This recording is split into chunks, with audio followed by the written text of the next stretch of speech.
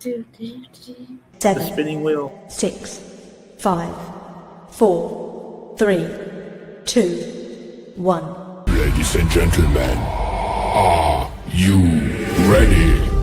Step in the room, yeah, the name still ring. Little frame, big heart, made the whole block sing. Mini Vinny with the grin, got the world on his side. Every joke, every move had that fire inside. Mr. Phoenix on the mic, let the whole thing breathe. From the tears to the smiles, we remember and believe. Had a small little show, but it traveled so far. Right in every hard day, like a flame in a jar. Hey, what's up? This is Hey, everyone. This is Kelly, or Velvet. Velvet. She is here to fill in to help out with the show. We're trying to figure out what we're doing and trying to get a new host and going for that for our Wednesday night show. We have a wonderful show, actually, Yes, and I will bring her on right now. Miss Tanya Lee Davis, correct? Have arrived. Thank you very much. Yes. Standing ovation from the crowd. If we're all out, yeah. Have you ever been to a Little People convention? I have not. Oh, wait, yeah. When you get a standing ovation, everybody gets shorter. That's kind of fun. Yeah, Yeah. So you're not going to New Orleans then? Sorry, I'm completely derailing this. Are you not going to the Dwarf Con this year? Man, where are you located? I'm in Florida. Oh, me too. Whereabouts? I'm in Fort Minnesota. Ritchie. You're in Minnesota. Minnesota. I used to live in Manitoba, north of Minnesota. What part of Florida are you in? I'm in Newport Richie. Oh, okay. You're not too far. I'm at Side Splitters this weekend Right on. in Wesley Chapel. Okay, yeah, that's not Thursday, too far at yeah. all. The 11, 12, 13, so you should come out. Yeah, I'm in, well, we just moved to Citrus County. I was in Sarasota. And, Oh, Sarasota? Okay. yeah, and now we're in Citrus County, like Inverness I'm area. good old Pasco County. Yeah, Pasco. Yep, the good old Pasco. The ones you see on TV with the cops arresting you. Right? Well, that's mostly Central Florida in general, isn't it? Citrus Yeah. County's got the most meth labs, and Who knows what? yeah, yes. I feel at home. All right, So- what are we talking about? Let's see. I was wanting to know, actually, first, if you don't mind, what really got you into comedy? Well, I mean, just, being a little person and with my type of dwarfism, which is called diastrophic dysplasia, I'm the only little person in my family, right? So tall parents created a dwarf. All diastrophic dwarfs have average sized parents. So being the only little person, I was always sort of the center of attention. And I grew up in the 70s. I'm a Gen Xer, so parenting back then was putting us in front of the television. So I grew up in Canada watching American sitcoms and British comedies. So I just love to laugh, and I love physical comedians. Laurel and Hardy and like Benny Hill and Robin Williams and Steve Martin and John Candy. And so I didn't know what stand-up was. I just knew I wanted to be on the television and I wanted to make people feel good. Like I wanted to make people feel like those people made me feel it. So I wanted to be an actress, so I started doing community theater. And got the lead in the first production I auditioned for. I was Perry the Penguin. Okay. Oh, wow. Right on. I had the waddle down. I nailed it. We got the waddle. We have that waddle. We got that little waddle of Yep, that was a penguin in a former life. So I started dating a guy that was in the production, and apparently he had a thing for penguins. Boom. So I was in it to win it. And so we started hanging out, and he's like, hey, I'm going to a comedy club to do an open mic night. Do you want to come check me out? And I was like, what's a comedy club? What's an open mic night? Never heard these terms before. And so I went down, and there's these people just getting up on stage and like performing. And I was like, oh my gosh. And then my guy gets up there, and he was shit. He was terrible. And I instinctively knew what he was doing wrong, right? He's ran the light. He wasn't funny, all these key things. And so when he got off stage, I was like, oh my God, that was rough. And he's like, oh, you think you could do better? And I was like, yes. So he got me a comedy book, and he signed me up January 23rd of 1990. And I did very well the first time I went on stage, and then the second time I went on stage, I died on my ass, a slow and painful death. But I didn't give up. I kept going, and 3 months into it, I started getting paid. 4 months into it, this guy goes and dumps me. You know, he couldn't handle the competition, I know, but Oh, it turns God. out he started dating a seal. So that was that. So that's how I got into comedy. And now 36 and a half years later, and I've been all over the world, and it's been Wow. nothing. Yeah. And you're rolling really well. I mean, you are amazing. Yes. You know, I'm 55. I'll be 56 this year, and I'm kind of like, you know, I'm out on the fringes. You know, I've been doing this as a career and a great career, and I've done amazing things in my career. But because nobody knows who I am, it kind of gets, you know, downplayed. And I'm sort of not in the loop with what's happening really in the comedy scene these days. But there's been a bit of a shift in the matrix. So my health hasn't been great, but I'm having surgery this summer. So I'm looking forward to, you know, like a phoenix rising from the ashes when I recover from this surgery. I'm gonna, you know, try to hit the ground running. And my dad and I started a podcast together. Okay. So my dad is, well, he's 6 feet tall. He's a former commercial airline pilot, and then he was a he was an independent pilot contracted with one of the princes of Saudi Arabia, who was like the fourth richest man in the world at the time. So my Nice. has led this incredible life. And of course, I've traveled around the world. So our podcast is called Wings, Wheels, and Wisecracks. All And right. That's awesome. we had 9 episodes, but I've not released anything yet because I'm trying to sort of bank as many episodes before I release, because I don't know what's going to happen with my surgery, you know, my recovery time. So I want to make sure Yeah. in a couple of weeks. But anyway, that's something to look forward to. So look up Wings, Wheels, and Wisecracks, you know, and all the social media stuff, and you know, Okay. stuff linked in my website and bio and all that kind of shit. So I'll definitely share for you and help you promote. That's not a problem. thank you. That would be really cool if you got your own Netflix. Well, you know, special. right? I mean, right now I'm just trying to get any exposure, you know. So you just got to keep hustling, right? Get in the game. Exactly. That's definitely the game. And you do it well. I can't do it. I've tried.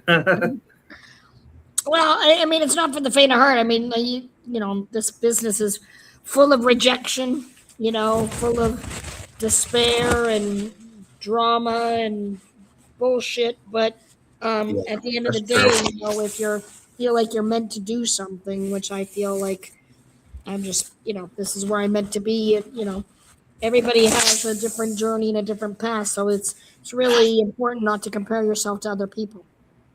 True. That's one thing, you know, because there's many people that have started way after me that have, you know, have Netflix specials and have all these kind of things, and it's easy to be like, fuck. But Yeah. at the same time, I'm like, well, I get to do what I love. I've still been able to pay my bills and feed my family and have exciting adventures. So that, in my books, that's a success. Most people don't get to do what they love for as long as I've been able to do. That is true. Yep. There's always some kind of downfall somewhere. Yeah, well, I mean, but that's a great thing about comedy, right? Comedy comes from tragedy.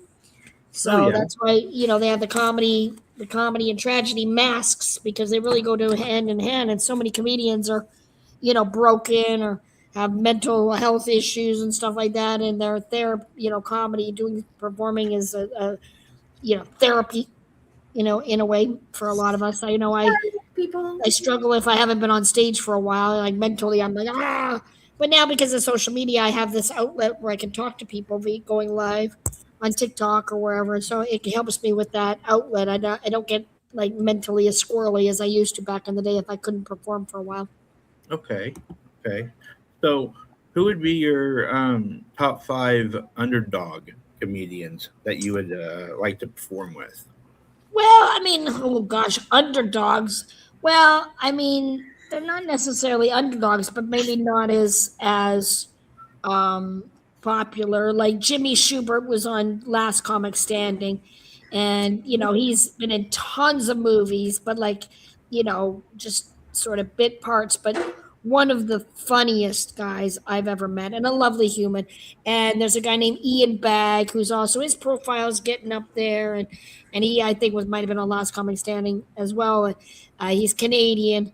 He was doing crowd work stuff way before Matt Rife was even in the scene. A blip, yeah. Yeah, and Ian Bagg, like every show is different. And he is a master at crowd work, and I love watching him. It's just, you go, wow, as most comedians who that don't do crowd work because they're scared to put themselves out there because you have to think on your feet, and it's a particular style of comedy. But if you master like Ian's, just so flows, and it's always different, and his likability is massive. So yeah, he's a really great comic, and yeah. I have to look him up, definitely. I mean, under Matt, Mark Norman, he's not an underdog. I mean, he's one of those that's really starting to friggin' take off. Tom Segura's now got tons of Netflix specials. He's one of my favorites that I've sort of just started noticing or following in the last couple of years because I'm not in the LA scene anymore.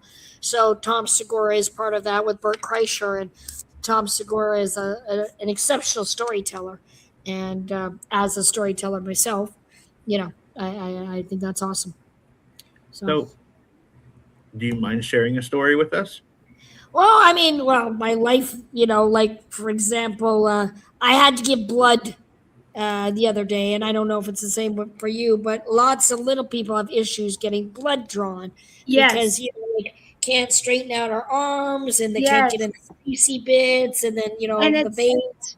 Our veins are like real tiny and deep. Yep. And it's like you always, and it's like even with the butterfly needle, it's like they're like, I always have to ask when I get blood taken. I'm like, are you new at this? Are you new? I'm like, it's nothing against you. I'm like, but I'm like a hard poke, and so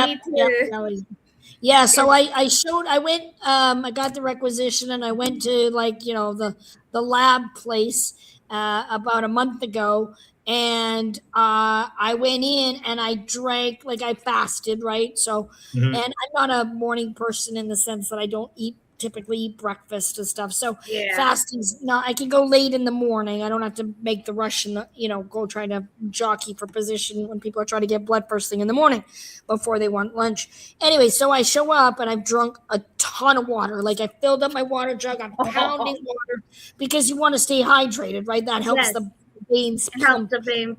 I drinking a ton of water, and I show up there, and she did I think one poke in each of the crease, and then that didn't work. And then she went for the top of the hands, which is the most painful. And so 4 pokes, couldn't get any blood out of me. So she's like, listen, I don't want to continue.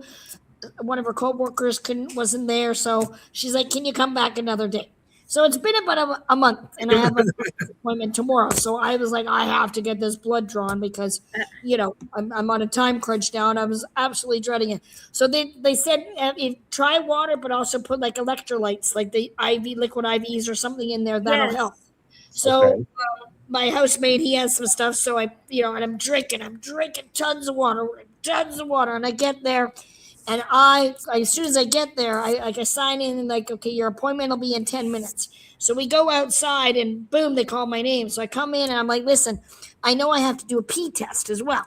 And now I've drunk so much water that my kidneys are floating, my eyes are floating, and I'm just buckled over. And I'm like, there's no way that I'm going to be able to sustain, pokes with my bladder full. So I think, can I do my pee test first? So she gives me the little cup, the little tiny pee cups. And I don't know if the audience can notice that I got T-Rex arms, right? I'm shaped like a wiener dog. Yeah, I got a long body, trunk, short arms. I'm shaped like a wiener dog. So trying to hold the cup underneath my pee hole, not good.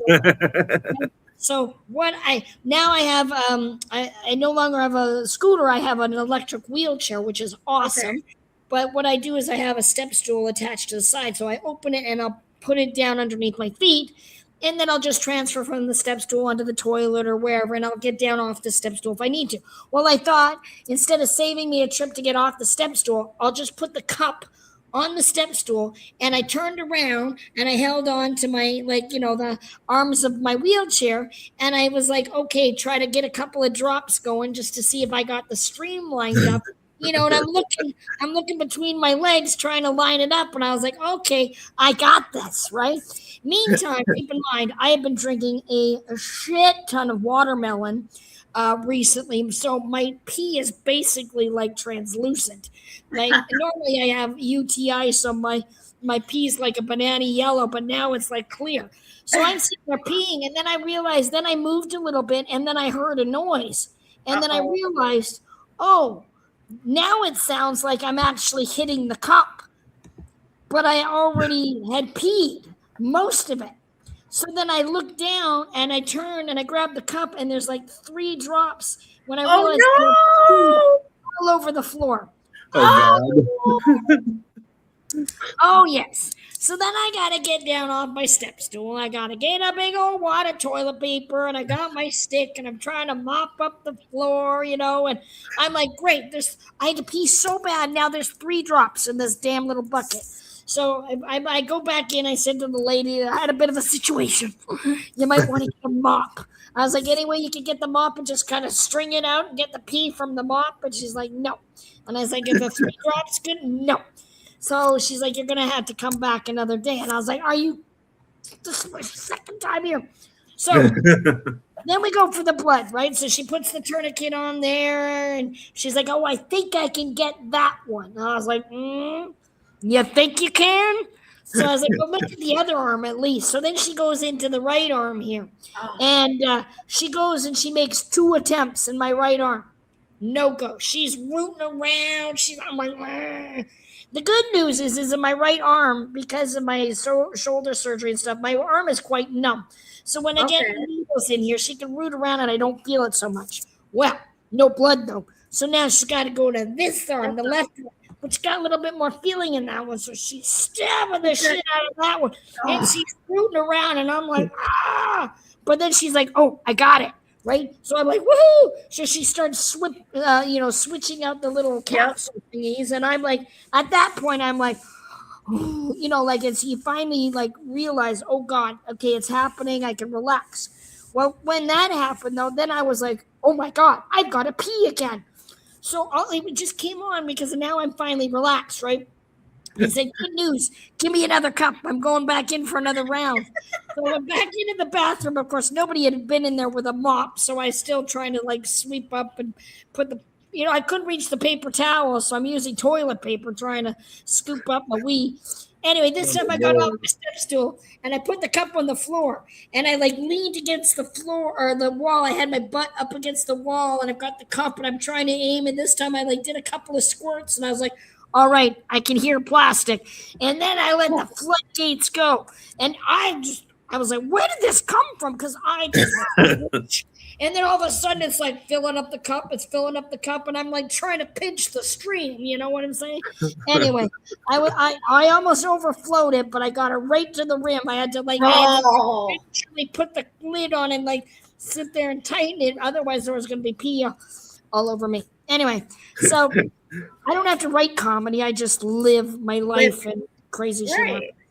Anyway, my pee's good, if you were wondering. It's all good. Yeah, healthy. I'm just glad they're also able to get your blood. I mean, yes, no, that was very, very happy about that situation because it's stressful. Just out of curiosity, are you about what, 3'5"? 3'3" and shrinking. Oh Lord! See, Vinny was 3'5". I was 3'8" at my tallest, and then I'm collapsing like a lawn chair. It's because of my arthritis in my hips. Like my body is basically just keeps tilting over. My ass is going out as I'm leaning forward. I'm like, when right, we got that hump in the back. Yeah, between my shoulder blades, I'm starting to I look like Yoda now when I'm walking. So I'm trying to, I'm trying to do my best. I'm doing exercises. I'm like, tits to the sky. Yeah, I'm trying to get it. trying to get rid of that hump. So, you know, Right. it's fun getting old. Yep.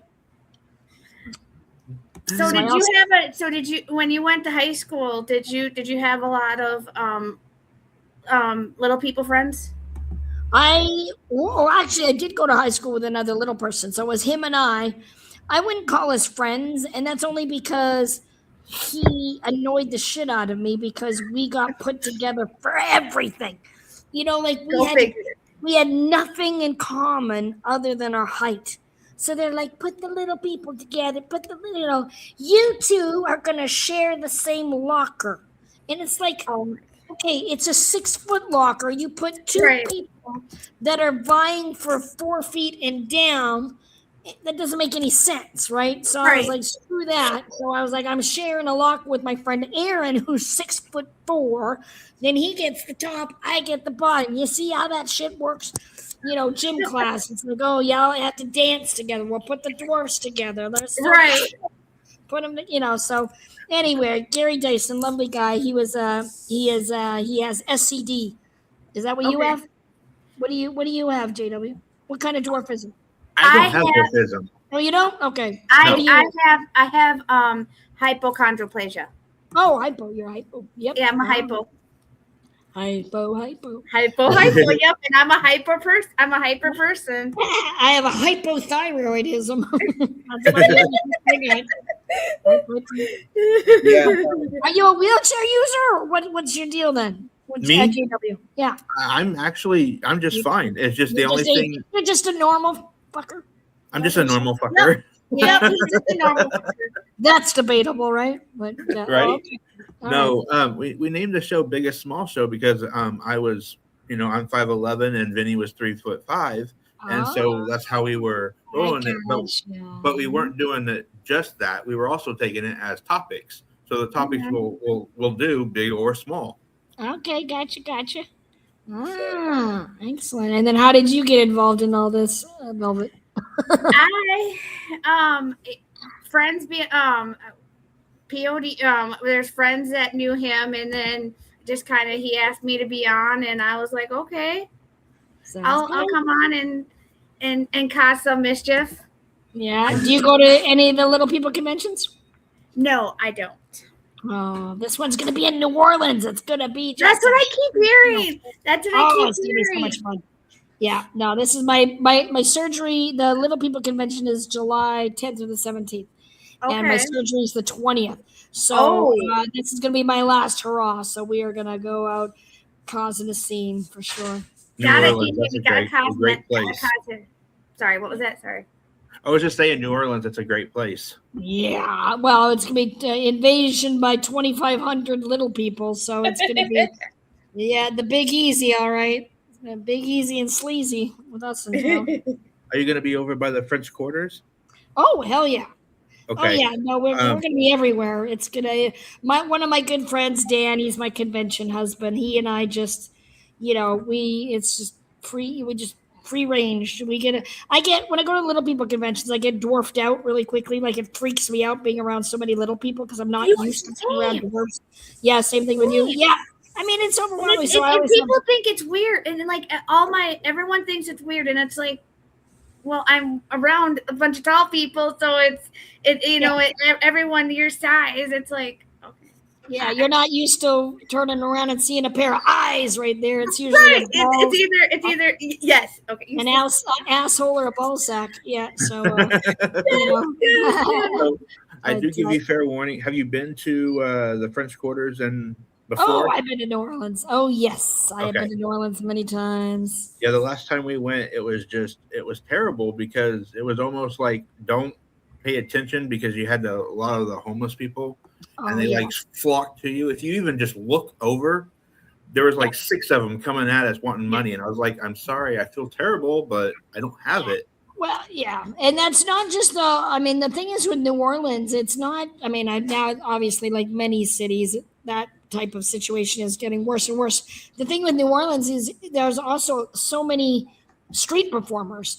And when you say street performers, I mean children that are out there with bottle caps on the bottom of their tennis shoes, and they Oh, stand wow. on a piece of like a metal sheet, and they'll tap dance. They'll Yeah. have all their friends, and but they're hustling. They're basically hustling for money, and they're doing all sorts of like tricks or the parlor game kind of shit. But I'll be like 1 o'clock in the morning, and you're like, shouldn't you be in bed? Yep. Like, wait a second. So Yeah, I got chased down for taking a picture in a shop because I liked the artwork that was in there, and they actually chased me down like I stole something, and they told me that I couldn't take pictures. They didn't really give me a reason. They just said no pictures, no photography. Oh yeah, well if it's artwork, those it's like going to a comedy show, watching a comedian, and then going around telling the comedian's jokes, right? Like if you take Yeah. pictures of somebody else's artwork, it's a sort of a copyright infringement situation. So I can see where that can be a problem. I get that now. Understand that. At first I didn't. I was just lost because I was just enjoying myself, because it was just Yep. wow. I mean, it's beautiful there, and Mhm. everything is everywhere. I mean, Yep. I don't know. I'm lost for words for it. Yeah, for sure, for sure. So, do you have any other questions, Cal? Velvet? You're the one asking the questions. What? Do you have any kids? I started my comedy career when I was 19 years old, and Okay. so I decided, I started moving up fairly quickly, started traveling around the world and Okay. having adventures. So I decided, if it was meant to be, it was meant to be. So I traveled around the world practicing having kids. But then I married my first husband, and he had teenagers when I married him. Oh, okay. So I was married, but now I'm married to another man who I was with before my first husband. So when I started dating Kevin originally, his son was a toddler. So I used to change diapers, and I was mom to a baby. And then him and I broke up. Then I was with my first husband, Marty. And so now I've got teenagers. So dealing with teenagers into adulthood. And then God. Marty and I were married for 13 years. And then I got back together with Kevin a year and a bit after my divorce. And his son was then 16, 17 at the time. So, and now all the kids are adults, and one of my stepsons has children of his own. So I got bonus grandbabies. So I got the career, I got the family, and my vagina's still intact. Well, that's good. It's a win-win situation. So Yes. yeah, Oh, yeah, for sure. it is a drum. So, I feel you on that one. I have were no they- kids either. Yeah. So were they normal size or little people? Well, they're not my biological kids, so they're all average size. If I would have had babies, more than likely they would have been average size, because my type of dwarfism is a recessive gene. So the diastrophic dwarfs that I know that have children, most of them have dwarf children themselves, but only because their partners also are dwarves. The diastrophic dwarves that I with average sized people have average sized children. Right. Okay. In my experience. So, what is that? There's a lady that's is a little person, and she's on TikTok all over. Her son is really, really tall. And Oh, he, with the red Vicky, hair right here? the I can't think Pete of it. Montezingo. The Yes. Montezingos. Yes. Yeah, Yeah. the ginger. Yeah. Oh yeah, they're a hoot. Yeah, they're at the Little People conventions. I spoke with him last year, and they're a great family. I met Vicky 30 years ago, Wow. at my first Little People convention, and it was like 1998, something like that. So and she was on. Remember Howie Mandel and the boxes? You pick a case, a deal or no Yes. deal. Yep. Deal or no deal? Yeah, Vicky Montezingo was on Deal or No Deal way back in the day, and Pete was, one of her people that was cheering on. And then I guess he got on social media, and he's now built this empire. And Uh-huh. then his brother is also his brother's a teacher, and so his family is also quite big on TikTok and stuff. They're lovely. I love their creativity. Yeah. And Yeah, I've wanted to interview Pete once, but I just don't know how to get a hold of him. I thought it would be really cool for the show. yeah, I mean, he gave me his number, and because I was asking about stuff, and I messaged him and never heard anything from him. So, I'm sure he's got a lot going on. Okay. So, what places would be your dream places to do comedy? To do comedy, well, I mean, I think I would like to do the Mothership in Austin because that's sort of the mecca. Joe Rogan's comedy club. Okay.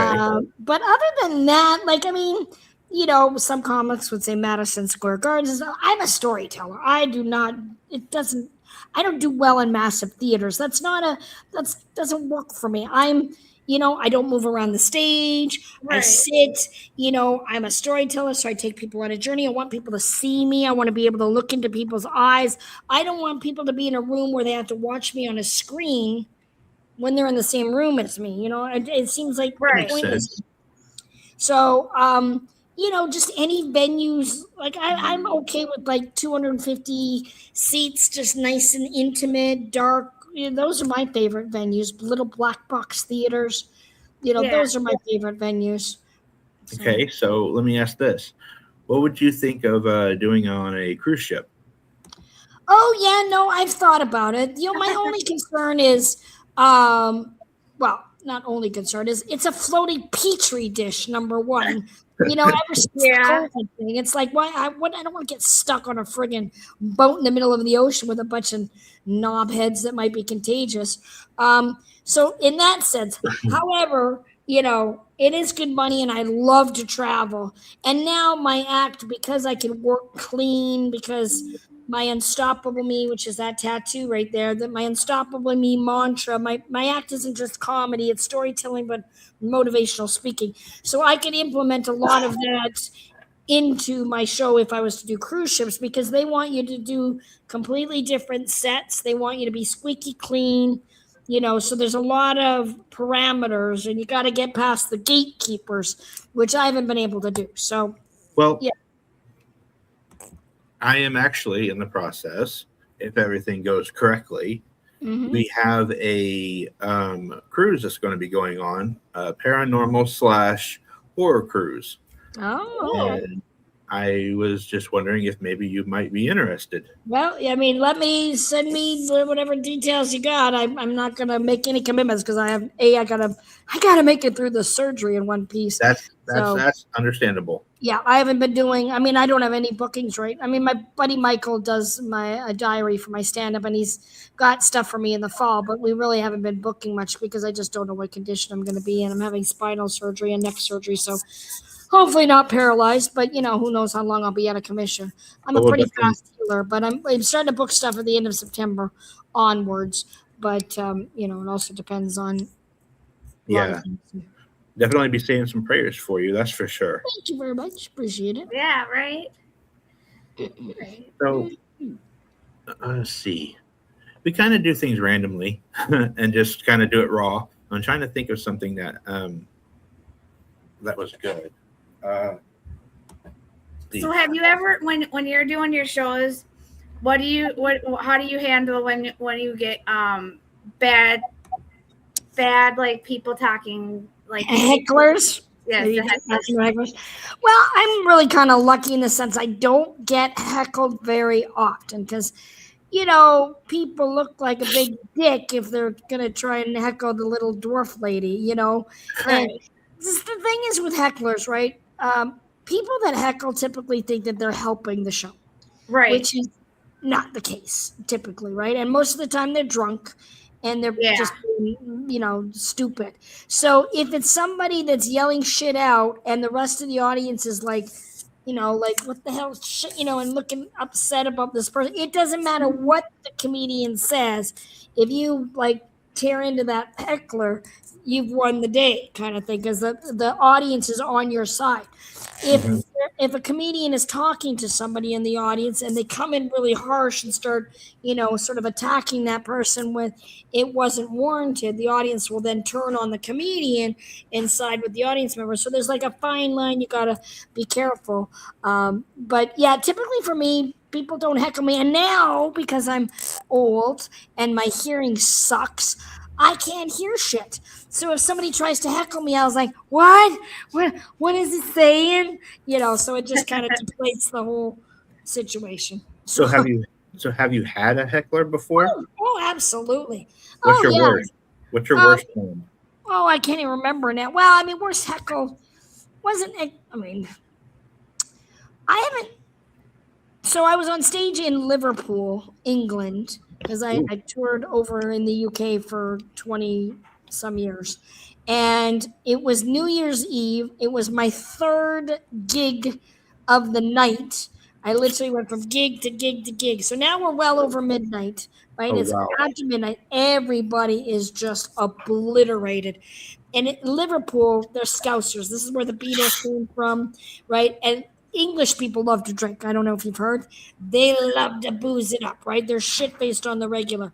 Well, there I am. It's after midnight, and I'm now performing at a football club to people that have been there for at least 6 hours. Right? Okay. They are annihilated. I sit on a step stool on top of a table. So I am I'm sitting kind of beside the DJ, and we're in this like little nook, and in front of us is an empty dance floor and no tables and chairs. All the tables and chairs are on this side of the room, or all the tables and chairs are on this side of the room. So you got nothing in front of you. So anybody that's on this side of the room that needs to go to the toilet has to walk across the empty dance floor to get to the toilets on the other side of the room. Oh, So Lord. there I am. I'm the closing act, right? Nobody gives a shit that I'm on stage. Like, no, I'm just like, blah, blah, blah, blah, just trying to get through my set because it's just, they don't give a shit. So then all of a sudden this dude walks by and he is rough looking. He looks like he hasn't fully evolved yet, right? Magnet ball, just built like a brick shithouse and just vacant in the eyes. And he's walking by me, and I think he's going to the toilet, right? And he's walking pretty close, and all of a sudden he turns and he goes, hook, and he puts his arms around my waist, his hands, right? And Oh, just Lord. vice grip to pick me up. And I just was like, oh no, this is not happening. So I was like bearing down like I'm taking a poo, right? I was just like, no. And I was like, all my weight, and I'm leaning into it like, you're not. Because I know Right. if he gets me off the table, he's going to realize that I got a fat ass and I'm a lot heavier than I look, right? And then they drop you, right? Oh, Right. shit. So I was sitting there, and meantime, out of the corner of my eye, I see my manager at the time was this big Scouse Liverpudlian woman, big gal, right? And she sees what's happening, and she's like, oh, she's running, biscuit, her tits are flopping, and she's I see her coming at me, and I'm like, she's not gonna get here in time because this guy is like starting to pull me. So I've got the microphone in my hand, and I just go wham, and I smack him on the top of the head with the microphone, and he literally went dink, and it was like, oh, and then Like he a light bulb. realized, he was like, oh shit, okay, and then he was like, and then he would turn, and he just started walking off, and I was just like, meantime, Paul was like, I was like, I saved it, I got it, and he didn't get me off the table, asshole. So, Right.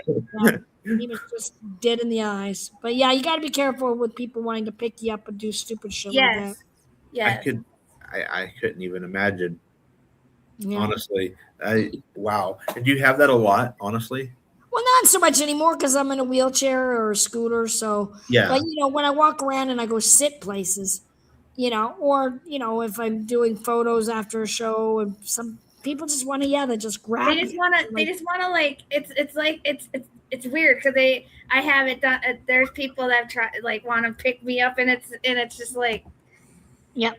come on, just put it Nope, down. no legs. Nope, you get a punch in the crotch if you're gonna. Yes. Try and They deserve it. I couldn't even. Yeah, that's not even right.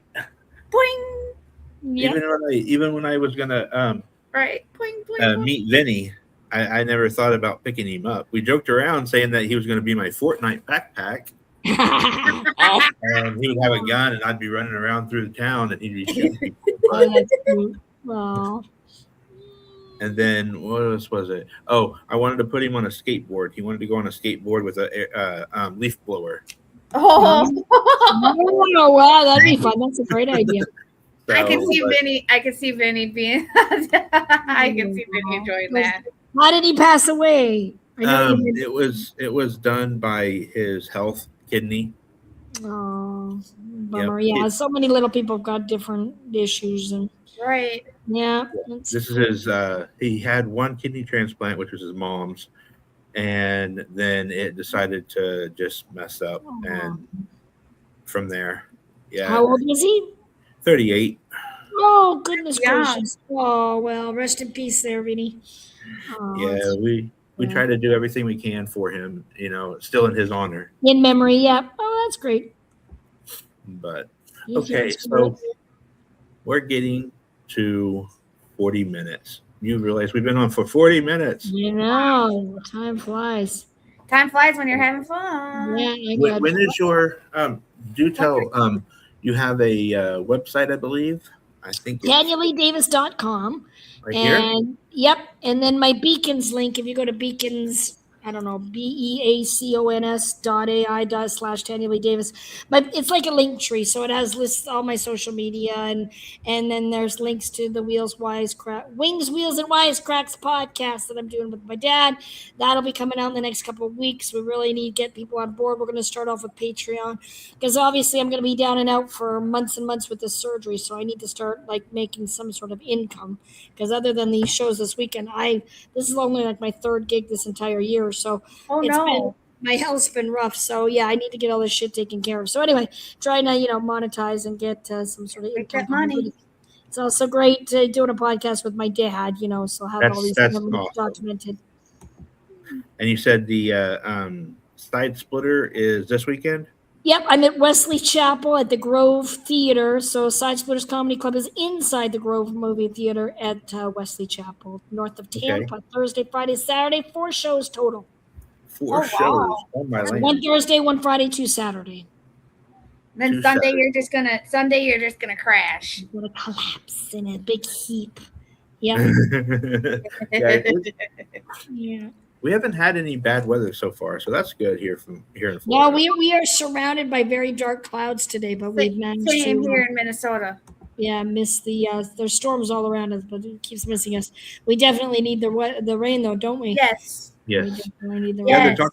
they're talking about taking away the 4th of July celebration Oh no. because we haven't had enough rain yet. Yeah, and it's the 250th anniversary. Right. You don't want to, yeah. I was just saying to my housemate because I'm an immigrant, so I chose to become an American, so it means a lot to me, and then to be part of it 250 years, and I haven't really been able to celebrate 4th of July for like 4 or 5 years now. So I kind of want to do some, at least go just out and about or be around people, or get out the flag and wave it around, or Shoot off fireworks.